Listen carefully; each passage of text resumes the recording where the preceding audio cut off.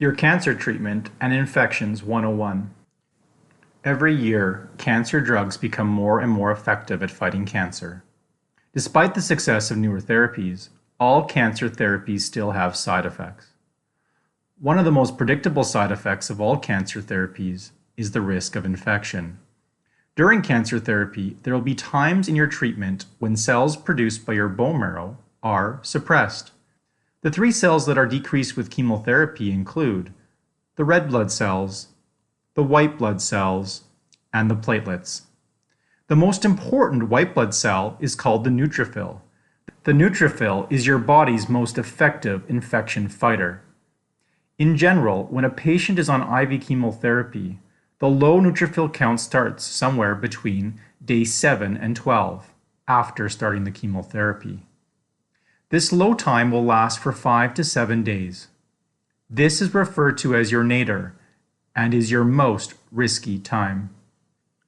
Fortunately, your bone marrow will rebuild your immune system once the suppressive effect of the immune system has run off. If you are on newer treatment or oral therapies, the nadir or low time may not be as easy to predict as IV chemotherapy. When the counts are low, a dangerous condition may occur where a patient develops fever and a low neutrophil count. This is known as febrile neutropenia, and it requires an emergency assessment to rule out an infection. An infection is the invasion and growth of germs in the body, such as bacteria, viruses, and fungus. An infection can begin anywhere in the body and may spread throughout the body. This can be a life-threatening situation. During the time of low blood counts, it is important to take steps to prevent or to catch an infection early, as waiting too long to manage an infection can result in treatment delays, treatment dose reductions, discontinuation of treatment, hospitalization, and loss of life.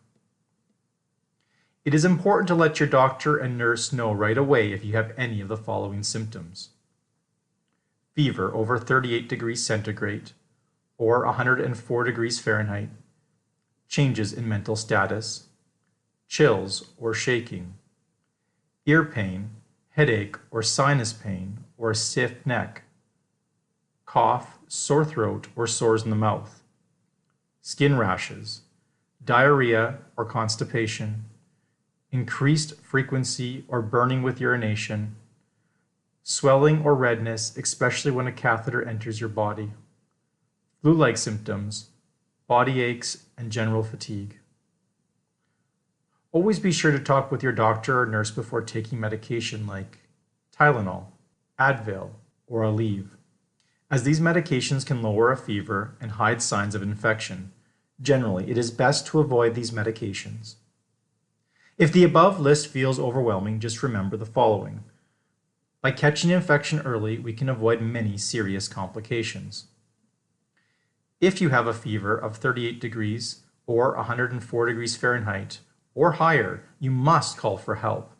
During work hours between 8 a.m. and 4:30 p.m., telephone the triage nurse at the Saskatoon Cancer Centre at 306-655-2662. For after hours and weekends, call the Royal University Hospital switchboard at 306-655-1000 and ask to speak to the physician on call. Please note it is important to tell the operator the right on-call physician group. At the Cancer Agency, there are 3 groups: radiation oncology, medical oncology, and hematology oncology.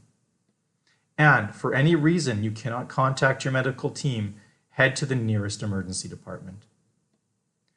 If you have to go to the emergency room, it is important that you tell the person checking you in that you have cancer and are receiving chemotherapy.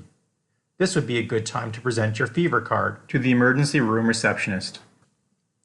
The diagnosis of febrile neutropenia is confirmed by assessing the patient's temperature and neutrophil count through blood tests, blood cultures, and X-rays. Depending on the clinical status, the patient may be admitted to hospital or treated at home with antibiotics. It is always best to call the Saskatoon Cancer Centre and let them know a healthcare provider is treating you with an infection. It is also okay to leave a message on the Cancer Agency answering machine. So, what is the best way to prevent infections? Well, all the evidence is clear that the best way to prevent infections is to frequently wash your hands and to avoid sick contacts, particularly those with fever and rashes. When washing your hands, it is important to follow the 5 steps. Number 1, wet your hands with clean, running water and apply soap. Number 2, lather your hands by rubbing them together. Be sure to lather the backs of your hands between your fingers and under your nails. Number 3, scrub your hands for at least 20 seconds. A good tip is to hum the happy birthday song twice. Number 4, rinse your hands well under clean running water. Number 5, dry your hands. Be sure to only use water-free sanitizer when soap and water are unavailable. In summary, infections are a serious risk for patients undergoing cancer therapy. When infections are caught early, they are often easy to manage. When there's a delay in care, they can have serious risk to your health. If you have any other changes or signs that don't seem normal to you, don't wait. Call your doctor or nurse right away. They are there to help. We hope that armed with this knowledge, you can help your healthcare team ensure that you have the safest cancer journey possible.